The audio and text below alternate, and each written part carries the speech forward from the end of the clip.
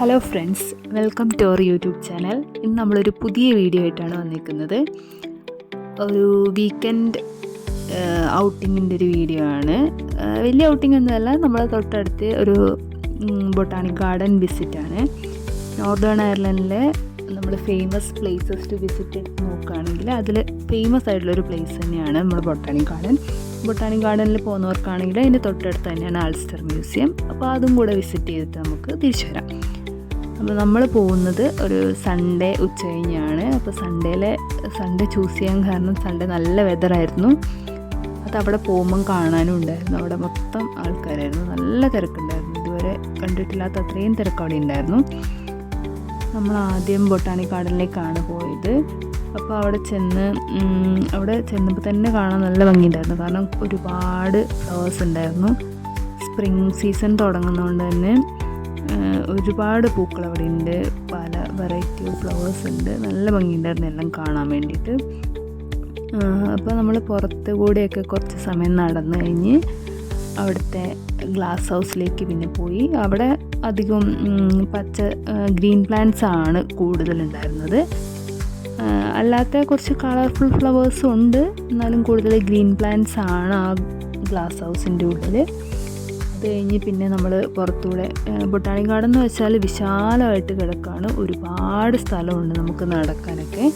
അപ്പോൾ അവിടെ ഗ്രൗണ്ടിലൊക്കെ ആണെങ്കിൽ എല്ലാവരും കുറേ പേര് നടക്കുകയും കുറേ പേര് അവിടെ തുണി വിരിച്ച് കിടക്കുകയൊക്കെ ചെയ്യുന്നുണ്ട് വെയിൽ കൊള്ളാനായിട്ട്.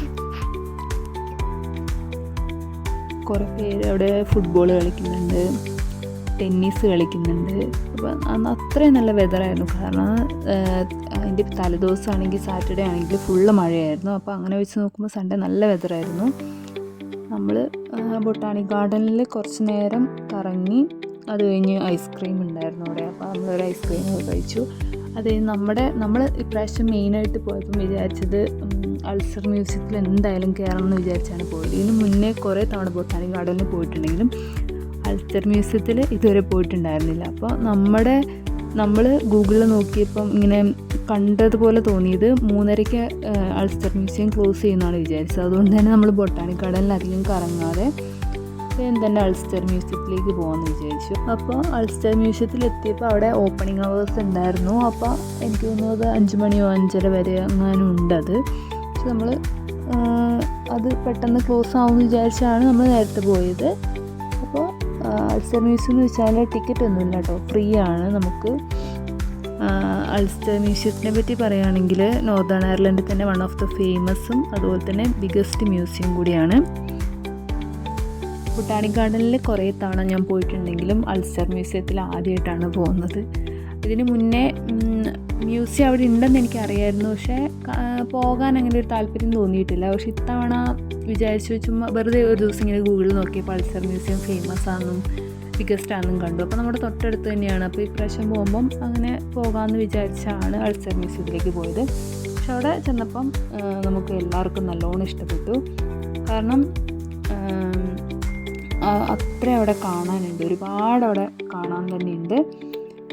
എനിക്ക് തോന്നുന്നു 2500 വർഷം പഴക്കമുള്ള ഈജിപ്ഷ്യൻ മമ്മിയും അതുപോലെ dinosaur fossil, Irish gold treasure, അങ്ങനത്തെ കുറേ ഇതിലാണിത് ഫേമസ് ആയിരിക്കുന്നത്. ഈ മ്യൂസിയം എന്ന് വെച്ചാൽ 200 വർഷത്തിലേറെ പഴക്കമുള്ള മ്യൂസിയമാണത്. കുറേ പെയിൻറ്റിങ്സ്, പിക്കാസോ പോലെയുള്ള ഫേമസ് ആയിട്ടുള്ള ആൾക്കാരുടെ കുറേ പെയിൻറ്റിങ്സ് ഒക്കെ ഉണ്ട്. അതുപോലെ തന്നെ അയർലൻഡിൻ്റെ ഹിസ്റ്ററിനെ പറ്റി പറയുന്ന കുറേ കളക്ഷൻസ് ഒക്കെ ഉണ്ട്. പിന്നെ എനിക്ക് തോന്നുന്നു ബ്രിട്ടൻ്റെ തന്നെ ചരിത്രത്തിൽ ഉണ്ടായിട്ടുള്ള കുറേ സംഘർഷങ്ങളുടെയൊക്കെ ഡോക്യുമെൻ്റ് ഒക്കെ ഉണ്ട് അവിടെ. അതിനുപയോഗിച്ച കുറേ ആയുധങ്ങൾ അതൊക്കെ അവിടെ ഉണ്ട്. പിന്നെ നമ്മളിങ്ങനെ ഓരോ സ്ഥലത്ത് ഓരോ ഫ്ലോറിലേക്കൂടെ മൂവ് ചെയ്യുമ്പോഴും അവിടെ ഡോക്യുമെൻ്ററി പോലെ എക്സിബിഷൻ പോലെ ഇങ്ങനെ ഡിജിറ്റൽ സ്ക്രീനിലെല്ലാം ഇങ്ങനെ പ്രസൻറ്റ് ചെയ്ത് കാണിക്കുന്നുണ്ട്. അവിടെയുള്ള കാര്യങ്ങളൊക്കെ അവർ ആ ഒരു സ്ക്രീനിലേക്കൂടെ പ്രസൻറ്റ് ചെയ്ത് കാണിക്കുന്നുണ്ട്. 2-3 നിലയിലായിട്ടാണ് ഈ മ്യൂസിയം ഉള്ളത്. നമ്മൾ ശരിക്കും പറഞ്ഞാൽ ഒരുപാട് കാണാനുണ്ട്. ഇങ്ങനെ മ്യൂസിയം, പഴയ കാലത്തുള്ള സാധനങ്ങൾ, അതുപോലെ തന്നെ ഓരോ രാജ്യത്തിൻ്റെ ഹിസ്റ്ററി, ഇതൊക്കെ അറിയാൻ താല്പര്യമുള്ളവരാണെങ്കിൽ നന്നായിട്ട് ഇഷ്ടപ്പെടും ഈ മ്യൂസിയം. കാരണം കുറേ കാര്യങ്ങൾ അവിടെ കാണാനുണ്ട്. കുറേ കാര്യങ്ങളവിടെ എല്ലാത്തിൻ്റെയും എല്ലാ കാര്യങ്ങളുടെ അടുത്ത് തന്നെ അവർ ഡിസ്പ്ലേ ചെയ്തിട്ടുണ്ട്. എന്താണത്, അതിൻ്റെ ഒറിജിൻ എങ്ങനെയാണെന്നുള്ളതെല്ലാം, അതിൻ്റെ വർഷം, അതെല്ലാം അവിടെ ഡിസ്പ്ലേ ചെയ്തിട്ടുണ്ട്. പിന്നെ പോരാതെ തന്നെ ഞാൻ പറഞ്ഞില്ലേ, നേരത്തെ പറഞ്ഞ പോലെ തന്നെ എക്സിബിഷൻ പോലെ ഒരു സ്ക്രീനിലെല്ലാം കാണിക്കുന്നുണ്ട്.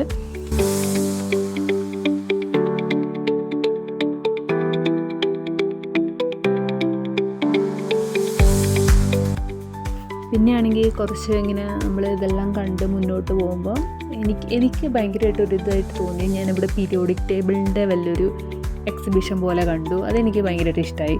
കാരണം വലിയ ഒരു ഇതായിട്ട് തന്നെ പീരിയോഡിക് ടേബിളിൻ്റെ എലമെൻറ്റ്സ് ഒക്കെ അവിടെ കൊടുത്തിട്ടുണ്ട്.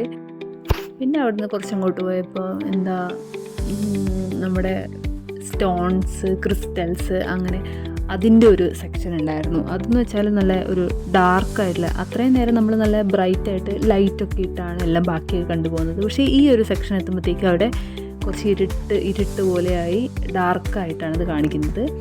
അപ്പോൾ ഈ സ്റ്റോൺസും ക്രിസ്റ്റൽസും അതൊക്കെ ബ്രൈറ്റായിട്ട് നിൽക്കുന്നു, ബാക്കി സറൗണ്ടിങ്സ് ഒക്കെ ഡാർക്കായിട്ട്. അതെനിക്ക് ഭയങ്കര ഇഷ്ടമായി. നല്ല ഭംഗിയുണ്ടായിരുന്നു അത് കാണാൻ വേണ്ടിയിട്ട്. പിന്നെ ലാസ്റ്റ് പറയുകയാണെങ്കിൽ ഞാൻ നടന്ന് മടുത്തു. കുറേയൊക്കെ വായിച്ചു, പിന്നെ കുറേയൊക്കെ എന്താണെന്നൊക്കെ കണ്ട് വായിച്ചൊക്കെ പോയി. പിന്നെ ലാസ്റ്റ് എത്തിയപ്പോഴത്തേക്ക് ഞാൻ ജസ്റ്റ് കണ്ട് വന്നു. എനിക്ക് വീഡിയോ എടുക്കാൻ പറ്റുമോ ഇല്ലയോ എന്നൊരു ഡൗട്ട് ഉണ്ടായിരുന്നു ആദ്യം.